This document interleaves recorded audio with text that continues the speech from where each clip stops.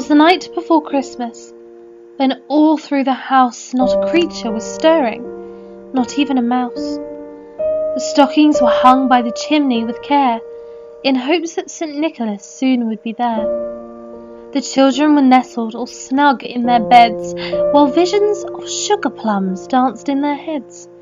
And Mamma in her kerchief, and I in my cap, had just settled our brains for a long winter's nap, when out on the lawn there arose such a clatter, I sprang from the bed to see what was the matter. Away to the window I flew like a flash, tore open the shutters, and threw up the sash.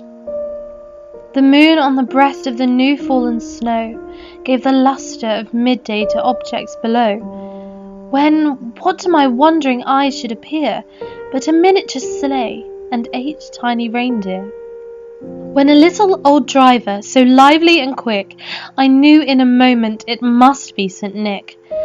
More rapid than eagles his coursers they came, and he whistled and shouted and called them by name. Now Dasher, now Dancer, now Prancer, now Vixen. O Comet, O Cupid, on Donner and Blitzen, to the top of the porch, the top of the wall. Now dash away, dash away, dash away all. As dry leaves that before the wild hurricane fly, when they meet with an obstacle, mount to the sky. So up to the housetop the coursers they flew, with a sleigh full of toys, and St. Nicholas too.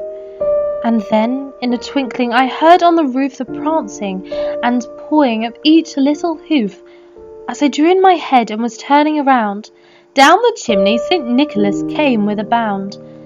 He was dressed all in fur, from his head to his foot, and his clothes were all tarnished with ashes and soot. A bundle of toys he had flung on his back, and he looked like a peddler just opening his pack. His eyes, how they twinkled, his dimples, how merry, his cheeks were like roses, his nose like a cherry, his droll little mouth was drawn up like a bow, and the beard of his chin was as white as the snow. The stump of a pipe he held tight in his teeth, and the smoke it encircled his head like a wreath. He had a broad face and a little round belly that shook when he laughed like a bowl full of jelly. He was chubby and plump, a right jolly old elf, and I laughed when I saw him, in spite of myself. A wink of his eye and a twist of his head soon gave me to know I had nothing to dread.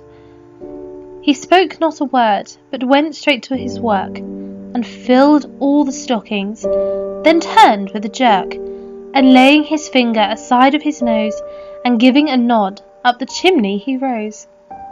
He sprang to his sleigh, to his team gave a whistle, and away they all flew like the down of a thistle. But I heard him explain, ere he drove out of sight, "Happy Christmas to all, and to all a good night."